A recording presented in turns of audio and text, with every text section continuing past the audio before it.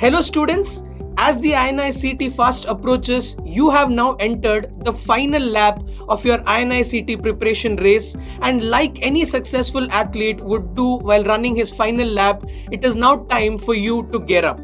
A few advice that I have from my side from the orthopedic and PMR point of view is that you can expect at least 4 to 6 questions from the orthopedic and PMR section, and you have to dedicate at least 4 to 6 hours in these last 7 days towards revising orthopedics and if possible even PMR. And how do you go about your revision? I don't want you to study the whole topic or whole of orthopedics again. What you have to do is you have to refer 4 to 6 years of previous year questions and not only solve those previous year questions but go back and study the concept and topic behind those questions. Because the logic of an INICET exam or the pattern of an INICET exam is very predictive. They always keep asking the same topics. Mind you, it's not the same questions, but it's the same topics. And the questions keep getting more complex, keep getting more analytical, but the topic remains the same.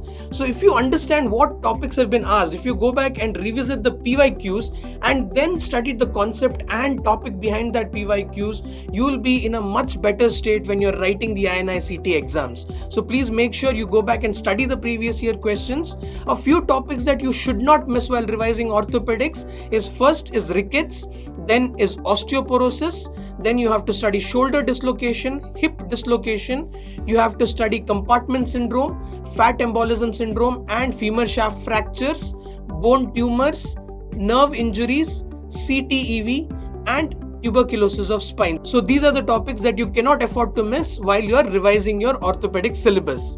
Now coming to a few general advice that I'd like to give all students before they enter the hall on 5th of November 2023 is that first have complete faith in whatever you've studied till now. And these 7 days should be used only to refine what has already been studied. Do not go and study newer concepts, do not study newer resources because that will just consume your time and it is of no use. And the second advice that I'd like to give you is that these 7 days are very vital. They can make or break your INICET ranking. So try to revise all 19 subjects in the most optimal way possible and try to spend more hours while you're revising. You can spend more hours studying as well, but please make sure that it does not alter your sleep cycle.